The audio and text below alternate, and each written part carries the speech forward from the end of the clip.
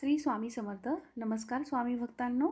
घरामध्ये कोणत्या वस्तू ठेवल्याने आपल्या घरामध्ये निगेटिव्हिटी तयार होते, त्याचबरोबर प्रगतीही थांबते. चला पाहूया काय आहेत त्या गोष्टी.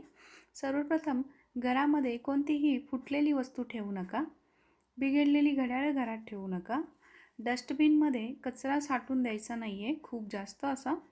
बेडरूममध्ये कोणतेच रोपटे लावू नये किंवा आपल्याला खूप शौक असतो घरामध्ये बेडरूममध्ये झाडे लावण्याचा, तर बेडरूममध्ये कोणतेही झाड लावू नका. त्याचबरोबर टॉयलेट, बाथरूम आणि देवघराची भिंत ही एक नसावी. बेडरूममध्ये कोणत्याच देवपूजेच्या वस्तू ठेवू नयेत किंवा कोणतेच देव ठेवू नयेत. सुकलेली फुले घरात ठेवू नका. घरामध्ये निवडुंग, बोन्साई केलेले वृक्ष ठेवू नये, कारण निवडुंगामुळे प्रगतीमध्ये अडथळे निर्माण होत असतात. घरात खरकटी किंवा उष्टी भांडी आपण ज्याला म्हणतो ती ठेवू नये, यामुळे दरिद्रता येण्याचे लक्षण असते. घरामध्ये प्राण्यांच्या कातड्यापासून ज्या बनवलेल्या सजावटीच्या वस्तू असतात त्या पण ठेवू नये.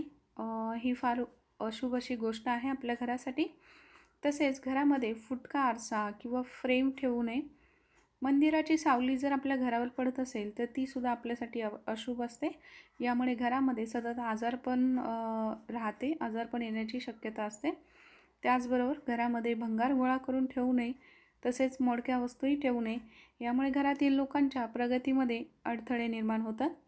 सांगितलेली माहिती लक्षात ठेवून आचरणात आणावी. माहिती आवडल्यास लाईक करा, कमेंट करा आणि स्वामी परिवारामध्ये जर तुम्ही नवीन असाल तर चॅनलला सबस्क्राईब करा आणि खुश रहा. श्री स्वामी समर्थ. जय जय स्वामी समर्थ.